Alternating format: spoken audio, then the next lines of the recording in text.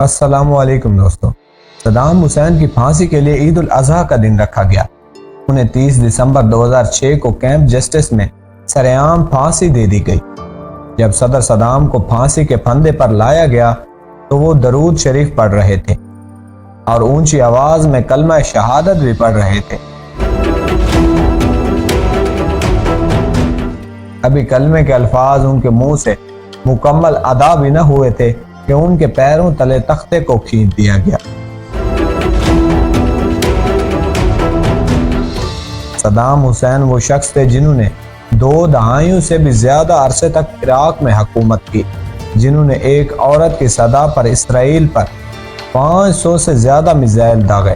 Saddam Hussein کے جانے کے بعد یہ ملک مسلمانوں کا ایک قبرستان بن گیا۔ ان تمام تر واقعات کے پیچھے کیا عوامل سرکردہ تھے، آج کی ویڈیو میں جاننے کی کوشش کرتے ہیں۔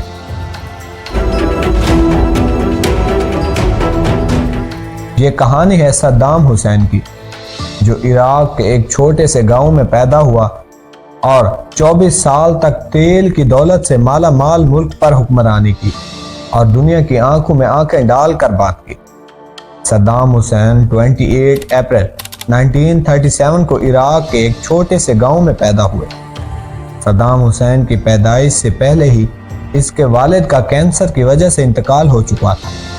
صدام حسین کی ماں اپنے رشتہ داروں کے پاس چلی گئی اور صدام حسین کو واپس اپنے گاؤں لے گئی۔ وہاں جا کر صدام حسین کی والدہ نے دوسری شادی کر لی۔ صدام حسین کا سوتیلا باپ اس پر بہت زیادہ تشدد کیا کرتا تھا، جس کی وجہ سے صدام حسین 10 سال کی عمر میں اپنا گھر چھوڑ کر اپنے چچا کے گھر چلے گئے، جو پیشے کے اعتبار سے ایک ٹیچر تھے۔ آپ نے وہاں پر تعلیم حاصل کی اور پھر سیاسی تنظیموں میں حصہ لینا شروع کر دیا۔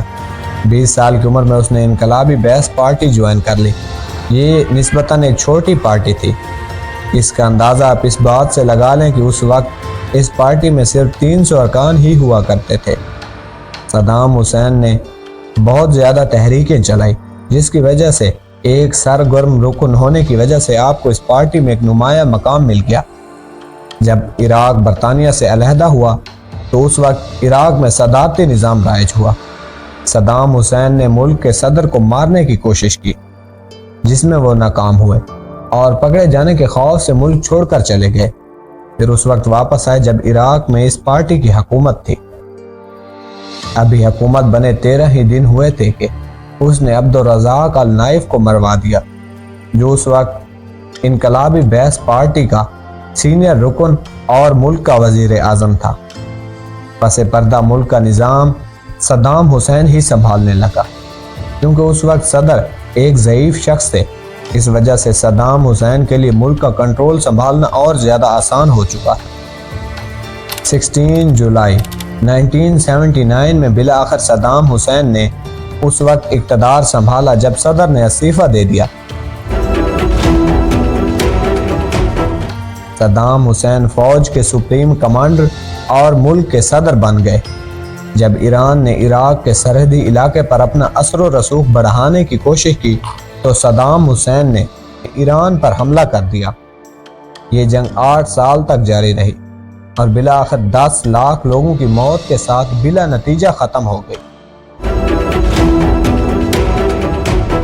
اس کے بعد صدام حسین کے خلاف پارٹی کے اندر سے سازشیں شروع ہو گئی۔ لوگوں نے بغاوتیں کرنا شروع کر دی۔ ان کو منظر عام پر لانے کے لیے صدام حسین نے کونسل کے ارکان کا ایک اجلاس طلب کیا۔ صدام حسین اجلاس میں سٹیج پر بیٹھے سنگار پیتے نظر آئے اور ایک شخص بلند آواز میں ان لوگوں کے نام پکار رہا تھا جو بغاوت میں شامل تھے۔ ان لوگوں کو کھڑا کر کے باہر نکال دیا گیا۔ جیسے ہی یہ باہر نکلے ان کو گرفتار کر لیا گیا۔ بعد میں عراق کی کورٹ میں ان کا ٹرائل چلا اور ان کو مروا دیا گیا۔ اب عراق پر صدام حسین کا مکمل راج تھا۔ اس دور میں عراق قدر خوشحال ہو گیا۔ اسکول بنے، ہسپتال بنے اور اس دوران عراق نے اپنی ملٹری پاور بھی سٹرونگ کر لی تھی۔ صدام حسین نے 1990 میں کویت پر تیل چوری کا الزام لگایا اور بدلے میں ایک بھاری رقم کویت سے مانگی جب کویت نے پیسے دینے سے انکار کر دیا تو صدر صدام نے کویت پر اگست 1990 میں حملہ کر دیا اور کویت پر قبضہ کر لیا۔ اس حملے کا صدر صدام کو بہت زیادہ نقصان ہوا، کیونکہ اس دوران موقع ملتے ہی امریکہ اور اس کے اتحادیوں نے کویت کی مدد کا بہانہ بنا کر عراق پر حملہ کر دیا، مگر اس کے پس پردہ مقاصد کچھ اور تھے۔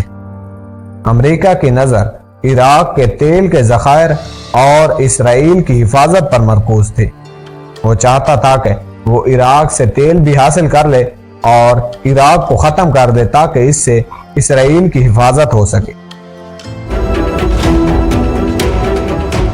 امریکہ اس مشن میں کافی کامیاب ہوا اور اس آپریشن کو ڈیزرٹ سٹارم کا نام دیا گیا۔ یہ جنگ 1 سال تک لڑی گئی۔ اس دوران عراق کو شکست ہوئی اور کویت سے عراقی فوجیوں کو نکال دیا گیا۔ اس کے بعد عراق ابھی اچھی طرح سنبھل بھی نہ سکا تھا کہ امریکہ نے 11 ستمبر کے واقعے یعنی 9/11 کو جواز بنا کر عراق پر حملہ کر دیا۔ اس بار امریکہ اور اس کے اتحادیوں نے اتنا شدید حملہ کیا کہ عراق کو سنبھلنے کا موقع ہی نہ مل سکا اور کچھ ہی دنوں میں پورے عراق پر امریکہ نے قبضہ حاصل کر لیا۔ صدام حسین اپنے ساتھیوں سمیت بغداد کے کسی علاقے میں روپوش ہو گئے۔ بعد میں کسی شخص کی مخبری کی بنا پر صدر صدام حسین کو توہین امیز طریقے سے پکڑ لیا گیا۔ انہیں اس دوران گھسیٹا گیا اور کافی تشدد کا نشانہ بھی بنایا گیا۔ پھر بعد میں امریکہ نے اسے وہاں کی مقامی عدالت میں پیش کیا، جو دراصل امریکہ کی کٹ پتلی عدالت تھی، اور اس کے تمام تر فیصلے دراصل امریکہ کا صدر ہی لکھ رہا تھا۔ اس مقدمے میں صدام حسین کو سزائے موت سنا دی جاتی ہے۔